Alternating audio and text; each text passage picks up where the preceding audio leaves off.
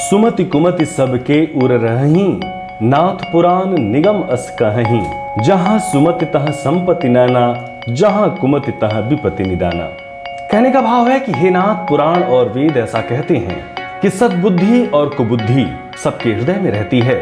जहां सुबुद्धि है वहां नाना प्रकार की संपदाएं रहती हैं, और जहां कुबुद्धि है वहां परिणाम में विपत्ति रहती है।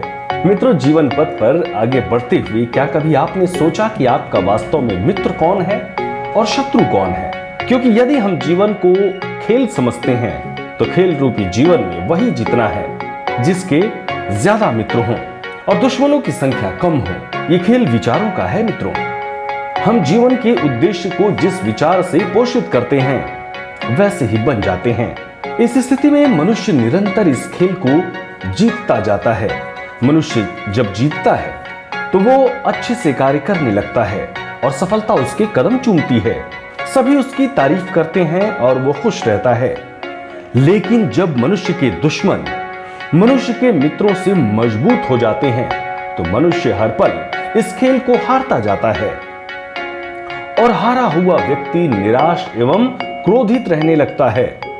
मनुष्य का दुश्मन और दोस्त कोई और नहीं, केवल व्यक्ति के विचार ही हैं।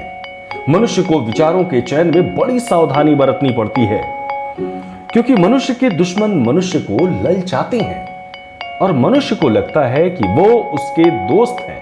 जो लोग इस खेल को खेलना सीख जाते हैं वे सफल हो जाते हैं, और जो लोग इस खेल को समझ नहीं पाते वे असफल हो जाते हैं। इसलिए जीवन के खेल को अच्छे विचारों से पोषित करें। इस खेल में ज्यादातर लोगों की समस्या ये नहीं है कि वे अपने दोस्तों और दुश्मनों को पहचानते नहीं, बल्कि समस्या ये है कि वे दुश्मनों को पहचानते हुए भी उन्हें चुन लेते हैं।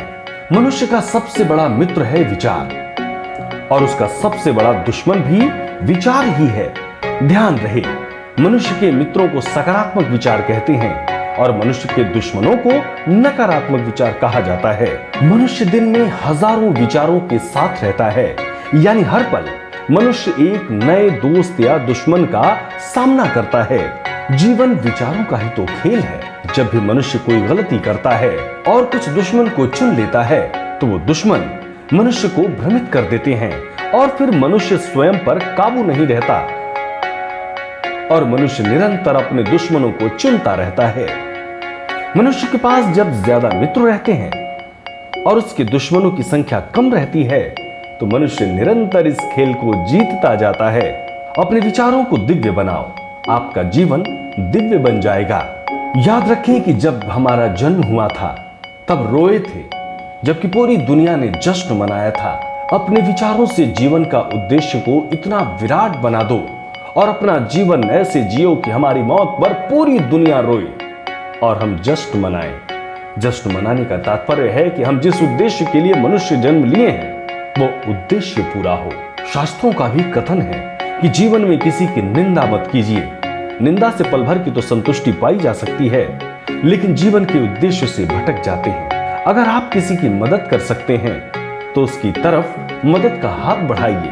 अगर आप किसी की मदद नहीं कर सकते तो अपने हाथ जोड़िए, शुभकामनाएं दीजिए और उन्हें अपने लक्ष्य पर जाने दीजिए। मित्रों, जब जिंदगी आपको दुखी होने के 100 कारण बताए तो आप जिंदगी को बताओ कि आपके पास मुस्कुराने के 1000 कारण हैं। आदमी सुखी और दुखी अपने विचारों से होता है। व्यक्ति को क्या चाहिए? 2 वक्त का खाना, तन ढकने का कपड़ा और रहने को 2 गज जमीन। बाकी सब तो अतिरिक्त ही है।